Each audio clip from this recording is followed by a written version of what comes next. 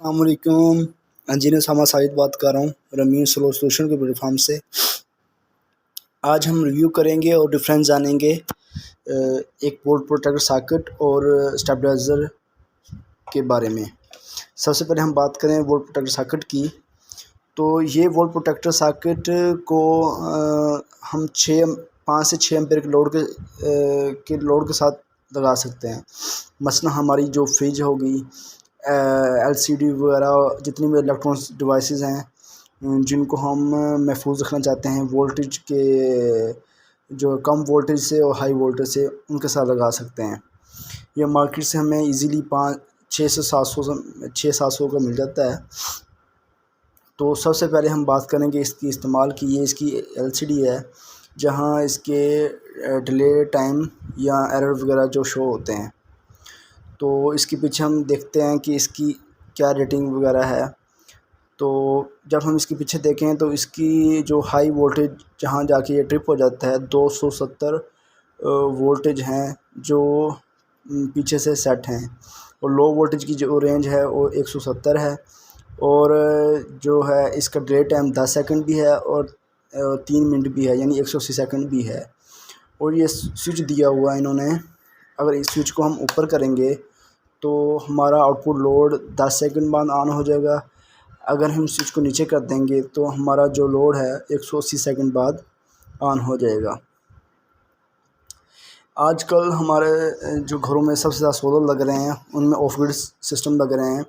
तो of grid system में आपको पता है कि ये ऑफ ग्रिड सिस्टम अकेला पैनल्स के साथ जो सपोर्टेड होता है। तो जैसे ही शाम या दोपहर को बादल वगैरह आ जाते हैं तो सिस्टम के आउटपुट वोल्टेज कम हो जाते हैं, जिसकी वजह से हमारे जो बरकी आलात हैं, फ्रिज, एसी वगैरह, टीवी वगैरह, उनको लो वोल्टेज से जल सकते हैं, लो वोल्टेज से जल सकते हैं या ख़राब हो सकते हैं। तो इनको महफूज रखने के लिए ये हमारे पास एक मुहाफ़िज़ है जिससे हम इसको महफूज रख सकते हैं। तो ज़्यादातर लोग तो इसको फ्रिज के साथ इस्तेमाल करते हैं। तो मैं भी मशवरा दूंगा कि आप इसको फ्रिज के साथ इस्तेमाल करें और आपका इसको बहुत फ़ायदा होगा। तो ये है हमारे पास एक प्रोटेक्टर, और यहाँ से आउटपुट ले सकते हैं। इसके बाद ये है हमारे पास एक 2000 वाट का स्टेबलाइज़र। स्टेबलाइज़र का मतलब है कि जो है लो वोल्टेज, यानी इसकी इनपुट रेंज 110 से लेकर 260 है। अगर ये सिस्टम में इनपुट वोल्टेज 110 भी होंगे तब भी आउटपुट 220 वोल्ट करके देगा। इसके साथ साथ ये डिले टाइम 3 मिनट का देता है, 3 से 4 मिनट का। और इसका ये ऑन ऑफ स्विच है। ये इनपुट के लिए वोल्ट मीटर लगाया है एनालॉग, ये आउटपुट के लिए। इसको स्टेबलाइज़र का इस्तेमाल अब बिल्कुल ख़त्म हो गया है क्योंकि इनमें बहुत ज़्यादा प्रॉब्लम आती थी। इनमें जो है इनकी जो ट्रांसफार्मर जल जाते थे, इनकी रिले ख़राब हो जाती थी, और ट्रांसफार्मर होने की वजह से ये करंट को बहुत ज़्यादा ज़ाया करते हैं, लॉसेस में चले जाते हैं। तो आजकल जैसे सोलर लग रहे हैं तो जैसे ही स्टेबलाइज़र ऑन होते हैं तो ये भी एक सर्ज के तौर पर हमारे इन्वर्टर को नुकसान देते थे। हमारे इन्वर्टर ट्रिप हो जाते थे। तो इस वजह से इनका इस्तेमाल ख़त्म हो गया है। इनकी जगह एक छोटी सी डिवाइस आ गई है, इलेक्ट्रॉनिक्स डिवाइस, जिसने मुकम्मल कंट्रोल हासिल कर लिया है।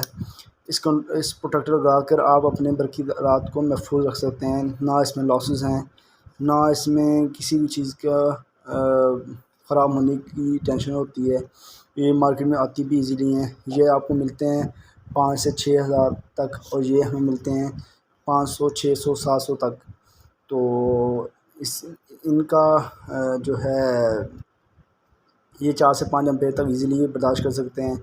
इसमें पावर वाले भी आते हैं जिसमें आप एसी वगैरह चला एसी के साथ लगा सकते हैं, और ये हमारे लिए काबिल एतमाद और ज़रूरी हैं। तो आपको भी चाहिए कि अपने फ्रिज एसी के साथ इस प्रोटेक्टर को लाजमी लगाएं। अब हम इसका इस्तेमाल दिखा देते हैं आपको।